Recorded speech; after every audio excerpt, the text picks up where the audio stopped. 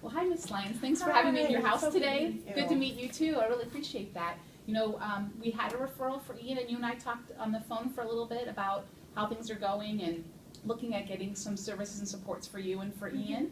Is that still something you're interested in doing? Oh yes, absolutely. Okay, that's great. So one of the things that we like to do is just kind of have a conversation with you and hear about how your day is going, how things are going for Ian and for all of your other family members, kind of like what does a typical day look like. Okay. So you kind of think about that, okay? Mm-hmm. And as we talk, if there's questions you have, please let me know. If there's something you want to go a little deeper in, let me know that too, and we'll just kind of get a picture for what your day looks like. Sounds perfect. Okay? All right, so tell me what happens when you wake up first thing in the morning. How does it go? Well, when I wake up first thing in the morning, usually it's Ian who wakes me up, and he'll want his diaper changed, he'll want a bottle, and we'll do that. Usually I might, after I get my older son onto the bus, I might lay back down temporarily and have him sit with me with one of his cartoons.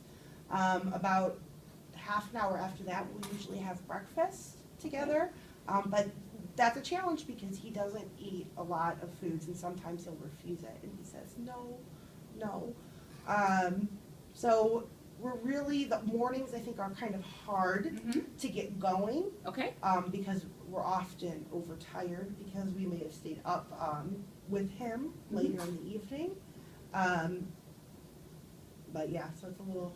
So well, tell me a little bit about when you go to have breakfast. What does that look like?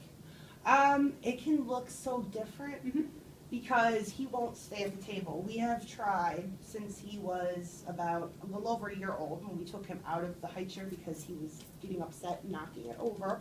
We've tried to have him stay in a seat either at a kid's table or at the grown-up table, and he's just so excited. He won't stay put. Okay. So a lot of times we have to take him to the living room or follow him around to actually get him to keep anything down. So I can't say that breakfast looks like this or looks like that because it just really depends on him. What would you like it to be? I would like it, number one, for him to eat solid foods, not just baby foods. We've been trying very hard to offer him different types of food. Sometimes he likes to feed us and he's interested in food commercials and he might even like to touch it, but as much as we try to feed it to him, he wants nothing to do with that. So that's number one. Okay. Number two, I'd like him to stay put and start to recognize that we're trying to have a routine and stay in one place, but to me that's very secondary to actually getting him to eat nutritious food. Okay. All right. Anything else with that for eating, and those two are kind of the two main areas that you really want him to eat more solid foods? Absolutely. And that kind of stay put and have a time where you have a meal together? Yes. Okay. You